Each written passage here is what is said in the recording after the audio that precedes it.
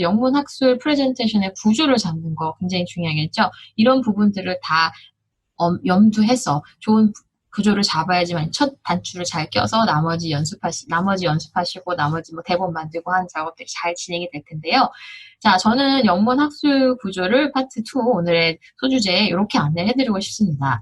자, 영문 학술 발표 구조는요, 사실 논문에서 그대로 따와야 되는 경우가 많아요. 그런데 말씀드렸던 것처럼 논문이 10페이지짜리인데 여러분 발표는 뭐 10분짜리다 하면은 그 10페이지짜리 뭐 한 2, 3천자 되는 분량을 다 읽을 수가 없죠. 2, 3천자 되는 분량의 영어 논문은 한 30분 정도 읽으려면 소요가 되니까. 그런데 우리가 만약에 발표를 10분 만에 한다면 정말 다 쳐내시고 중요한 10분 분량만 선택과 집중을 하셔서 천자 내외로 만드셔야 되는데, 자, 그렇다면 논문에 있는 걸 다 넣을 수가 없어요. 내가 어떤 요소를 발표에 어떤 요소에 어떻게 활용할지를 고민해 보시는 게 좋아요. 자, 먼저 오프닝에는 이 발표자가 누구인지, 어떤 주제를 가지고 어떤 연구를 하는 사람인지, 이 연구 분야에서 어느 정도 전문성이 있다라는 걸 알려주는 거를 설득시키는 게 되게 중요해요. 그렇기 때문에 여러분 연구의 주제, 또 여러분 소개를 통해서 어디에서 어떻게 어떤 공부를 하고 어떤 디파트먼트에 소속되어 있는지를 암시하면서 내가 이 관련된 분야에서는 그래도 전문가다라는 신뢰를 주셔야 돼요. 그리고 나서 여러분 바로 그냥 오버뷰로 들어가는데 그게 아니라 뭔가 이 발표에 뭔가 다른 부분이 있다라는 미끼라고도 하죠. 후크, 갈고리 껴서 이렇게 뭔가 매력을 줄 수 있는 요소가 여러분 논문에 또 들어가야 돼요. 없는 경우가 많아요. 근데 그걸 찾아서 발표문에 좀 넣어야 되는데요. 그냥 바로 오버뷰로 들어가기보다는 예를 들어 뭐 초록이라던가 아니면 여러분 인트로덕션을 읽다 보면 이 연구의 중요성, 뭐가 다른지, 기존 연구에 뭐 어떤 부분이 잘 되어 있지 못해서 이 연구가 뭐 추석이 될 수 있는지 이런 걸 암시하는 뭐 얘기가 있잖아요. 그런 걸 활용해 보셔도 되고요. 아니면 후크는 새로 만드실 필요도 있어요. 뭐 이것을 시사하는 뭐 최근의 뉴스라든지 이 연구가 왜 중요한지를 알려주는 뭐 그런 시장의 문제점이 될 수 있겠고요. 뭐 의학적인 어떤 연구라면 이 연구 전에 어떤 뭐 문제가 있었고, 뭐 어떤 어려움이 있었고, 어떤 니즈가 있었기 때문에 이 연구가 필요하다라는 것도 좋은 후크가 될 수 있어요. 후크는 어떤 걸 써야 되는지는 잠시 후에 또 알려드릴 거예요. 이건 일단 매력을 줄 수 있는, 이 연구의 중요성과 가치를 조금 더 인식시켜 줄 수 있는 그런 매력 포인트라고 볼 수 있는데, 여러분이 기존에 쓰셨던 논문의 초록이라던가 인트로덕션 부분 한번 찾아보시면 좋아요. 아니면 뭐 이런 연구의 뭐 연혁이라던가 히스토리 배경에서 나올 수가 있겠고요. 그리고 나서 발표문에는 큰 주제를 뭐 10분 발표이건 20분 발표이건 3개 정도로 정리하시는 게 좋아요. 가장 좋은 거는 이제 이공계 쪽의 발표라면 예를 들어 연구의 방법론, 그죠?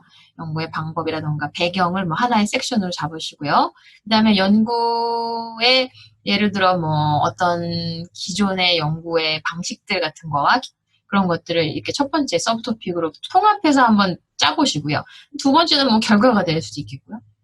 뭐 세 번째는 그 결과를 분석한 뭐 아규멘트, 크리틱, 디스커션 이런 부분이 세 번째의 서브토픽이 되고 콘클루션도 같이 넣어서 이렇게 정리할 수 있겠죠. 그래서 보시는 전반적인 내용에 이거 하나 따로 이렇게 막 이 차원식으로 자료를 그냥 나열하지 마시고 큰 덩어리로 가능하면 3개로 나눠서 여러분의 논문을 조금 세그멘테이션 해볼 필요가 있습니다. 선택과 집중을 해야 되겠죠. 어떤 부분은 빼고 어떤 부분은 중요한지를 보시고 정리를 하실 필요가 있습니다.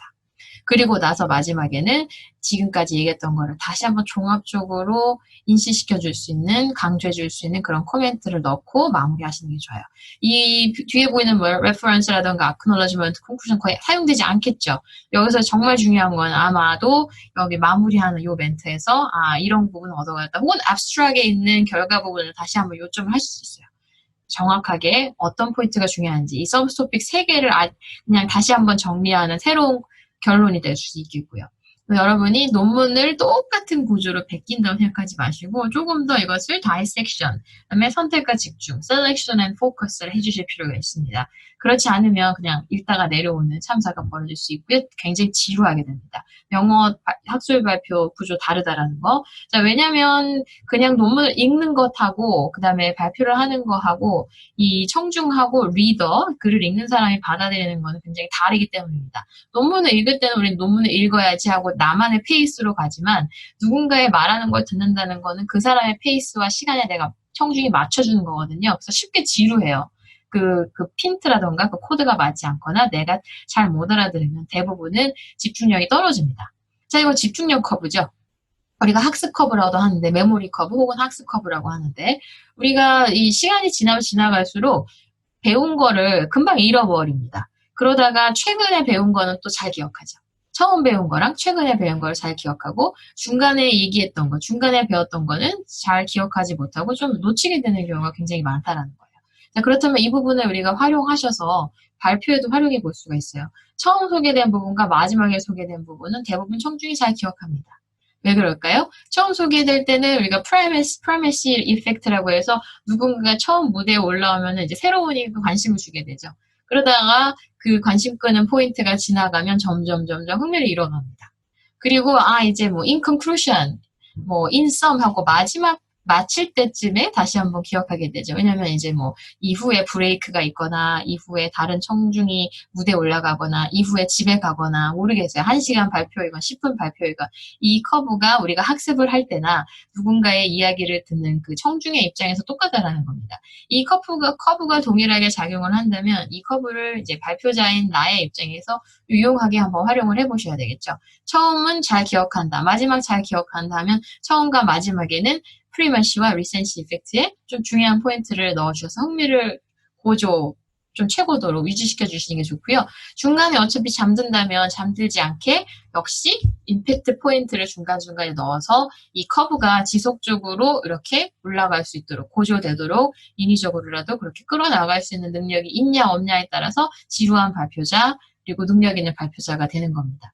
아직까지는 영어 얘기는 안 했어요. 이건 전반적으로 발표에 대한 테크닉이고 또 학술 발표라는 특징이 있기 때문에 학술 발표의 특징과 그다음에 여러분 언어적인 영어 부분 두 개를 잘 맞춰야지만 영문 학술 발표를 마스터할 수 있다라는 거 보시면 되겠네요. 이건 프레젠테이션의 스킬이라고 볼 수가 있어요. 기본적인 커뮤니케이션 스킬입니다.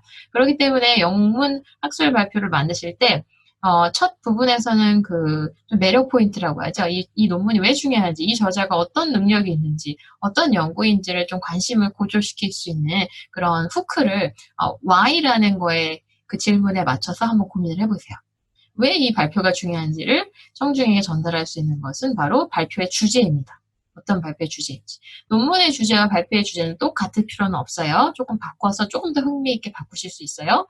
그리고 일단은 인간과 인간이 만나는 겁니다. 이 청중과 그리고 발표자가 거리가 굉장히 멀리 있더라도 혹은 오늘처럼 이렇게 저처럼 영상으로 만나는 경우라도 거리가 있는데 여기서 인사하는 게 되게 중요하겠죠. 아이스 브레이커. 뭔가 반갑다. 여기 와줘서 고맙다. 나는 누구다라는 그런 뭔가의 그런 소개와 아이스 브레이커. 그 서먹서먹함을 깰 수 있는 그런 그리팅이 필요합니다. 그리고 objective, 목적이죠. 어떤 목적을 가지고 내가 이 발표를 하게 됐는지. 어떤 목적을 가지고 이 연구의 목적 무엇인지, 이 발표의 목적은 무엇인지. 연구의 목적과 발표의 목적은 같지 않아도 돼요.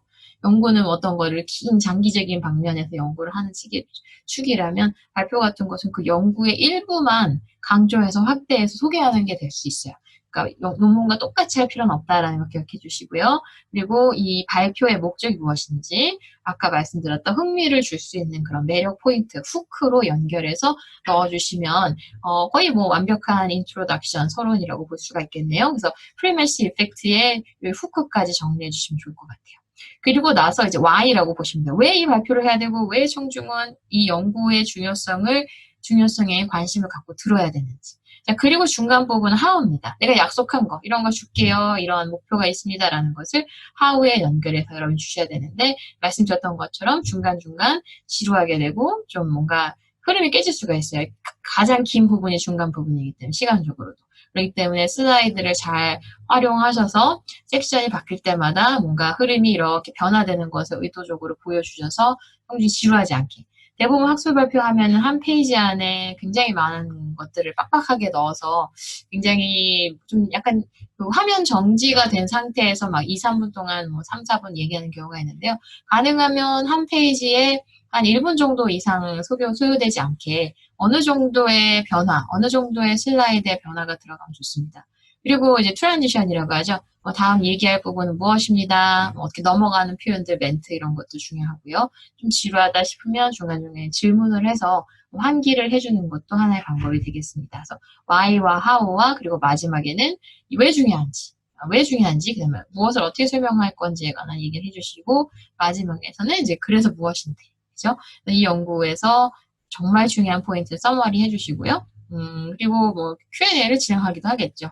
가장 중요한 거는 이제 파워풀하게 정리해 줄 수 있는 태그라인을 넣어주셔서 이 연구에 대해서 또 여러분에 대해서 여러분 발표에 대해서 기억할 수 있도록 그래서 행동으로 보일 수 있도록 해주시면 좋겠습니다. 그래서 이 프로세스를 잘 하시면 아까 했던 thinking 프로세스, feeling 프로세스, action 프로세스가 다 되는 거예요. 그래서 정보를 주시고 생각하게 만들고 느낌으로 뭔가 감동을 줄 수 있는 발표 그리고 사람들이 직접 행동으로 보여줄 수 있는 그런 학술 발표가 되었으면 좋겠습니다. 그래서 이거를 뭐 이렇게 입체적으로 이렇게 정리할 수도 있겠죠. 크게 서론, 본론, 결론으로 나눠서 서론에는 호크가 들어가면 좋고요. 여러분이 이 발표를 하는 가장 큰 중요한 목적이라고 볼 수도 있고 이제 전반적으로 그것을 정리해주는 오버뷰가 필요하겠죠. 그리고 바디에는 서브 섹션이 3개가 필요하고요. 클로징 역시 정리하고 랩업 뭔가 파워 라인으로 알려줄 수 있는 키포인트 넣어주시고요. 가능하면 이렇게 섹션도 3개가 좋습니다. 아까 말씀드렸던 것처럼 이 많은 거를 다 넣으려고 하지 마시고요. 3개로 나눠서 딱 한눈에 보일 수 있도록 그리고 3회 법칙이라고 해서 사실 3개 이상 들어가면 기억을 못해요. 정말 강의가 긴 경우가 아닌 이상 3개 이상 들어가면 기억 잘 못하고 2개면 뭔가 비교 대조하는 듯한 느낌이 들고 하나만 넣어서 얘기하기는 또 정리가 잘 안 되겠죠. 하나만 가지고 우리가 포커스를 하는 게 아니기 때문에 가능하면 섹션은 크게 덩어리로 여러 개가 많이 있으면 뭉쳐서 한 3개 정도로 나눠서 정리하시는 게 가장 현실적으로 좋다고 말씀드리고 싶어요. 자, 그러면 요거 하나 이제 템플릿으로 고민해 보시면 좋겠네요. 그래서 이런 내용들을 이제 이론적으로 알려드리는데 여러분이 가장 먼저 학술 발표를 준비하실 때 가장 먼저 하는 실수가 뭐냐면 그냥 바로 파워포인트를 켜가지고 이제 막 슬라이드 작업을 해요. 그거보다는 가능하면 먼저 크게 구조를 잡으셨으면 좋겠어요. 파워포인트보다 더 중요한 거는 구조를 잡고 사실 대본을 만드는 게 더 중요한데 큰 구조로 내가 서론에는 어떤 제목으로 쓸 수 있을까? 사실 이거를 잘 정리하시면 파워포인트 만들 때도 편해요. 내가 어떤 주제로 이 발표를 할 건가? 논문과 달라도 된다고 했어요. 어떤 목표를 가지고 있는지, 청중은 내 발표를 듣고 뭘 얻어갈 수 있는지, 그리고 왜 이 연구가 청중에게 도움을 줄 수 있는지, 왜 재미있는지, 어떤 부분에서 다른지, 후크라고 우리가 할 수 있겠죠. 그죠? 어떤 후크는 예를 들어 다양하게 쓸 수가 있어요. 뭐 새로운 정보를 알려주는 것도 후크가 될 수 있고 질문을 하는 것도 후크가 될 수 있고요. 기존에 우리 청중이 몰랐던 어떤 새로운 사실을 좀 깜짝 놀래키면서 전달하는 것도 후크가 될 수 있겠고요.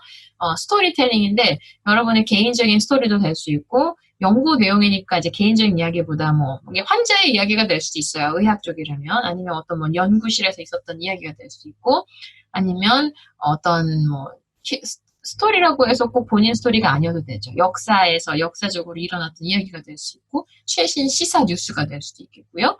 어떤 사진이나 어떤 그래픽적인 요소로 놀랄만한 사람들의 시선을 잡으면서 문제 같은 것을 강조하는 그런 후크도 많이 씁니다.